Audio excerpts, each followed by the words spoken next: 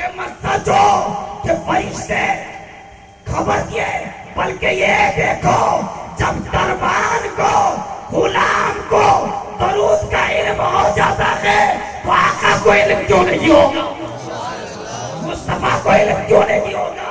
بلکہ فرشتے عرض کرتے تھے یا رسول اللہ فلاں کا بیٹا کون؟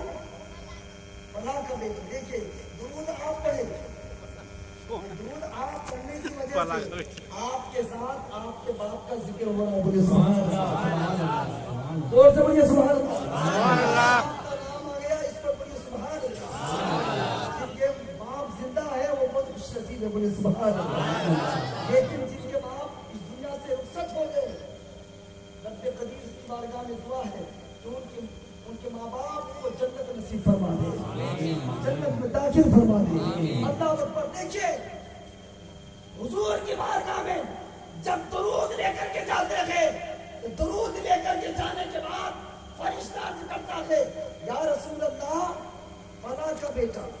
دیکھیے میرا نام گر محمد ہے، میرے والد مرحوم کا نام محمد معین الدین ہے. دیکھیے جب میں نے درود پڑھا فرشتہ جا کر کے مصطفیٰ سے کہتا ہے یا رسول اللہ دل محمد بن معین الدین آپ پر درود پڑھا ہے. بولے سبحان اللہ. جب میرے ساتھ میرے والد کا ذکر کرنے کی وجہ کیا ہے؟ ذکر کرنے کی وجہ کیا ہے؟ وجہ یہی ہے کہ مصطفیٰ پر جو درود پڑھتا ہے اللہ تبارک تعالیٰ مصطفیٰ کے صدقے میں ان کے نسل کو ظاہر فرما دیتا ہے. ان کا باپ کون ہے؟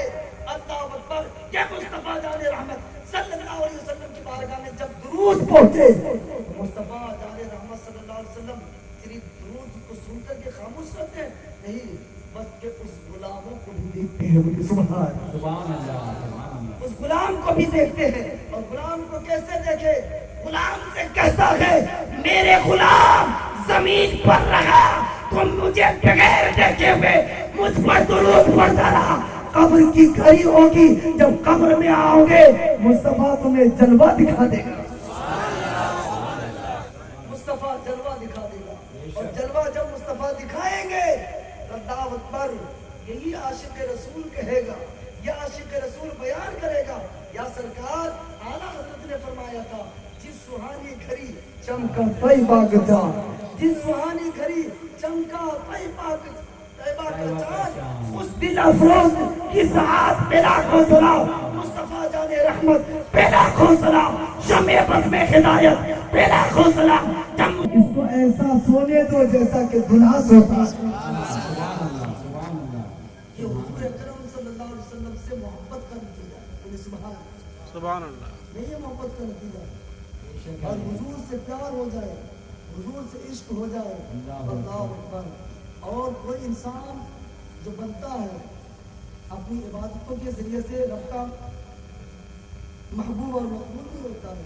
مصطفیٰ کی نگاہ سے مقبول ہوتا ہے، مصطفیٰ کی عشق سے مقبول ہوتا ہے. اگر یہی بات ہوتی کہ عبادت سے رب کی بارگاہ میں قبولیت کی ضمانت ہوتی بلکہ ابلیس سب سے بڑا اللہ کا محبوب ہوتا، سب سے بڑا اللہ کا محبوب ابلیس ہوتا. ابلیس رب کا محبوب نہیں ہوا اس وجہ سے کہ ابلیس کے دل میں مصطفیٰ کی محبت رہی تھی. مصطفیٰ کی محبت. اللہ اکبر. پیارے آقا جناب محمد رسول اللہ صلی اللہ علیہ وسلم کی نگاہ سے انسان رب کی بارگاہ میں مقبول ہو جاتا ہے. اور دولت سے کوئی انسان کہے کہ رب کا محبوب ہو جائے قسم خدا کی وہ بھی محبوب نہیں ہو سکتا. اگر یہی ہو جائے ابو جہل سب سے بڑا مالدار تھا وہ رب کا محبوب ہو جائے. لیکن ابو جہل نہیں ہوا. حضرت بلال مصطفیٰ کا مصطفیٰ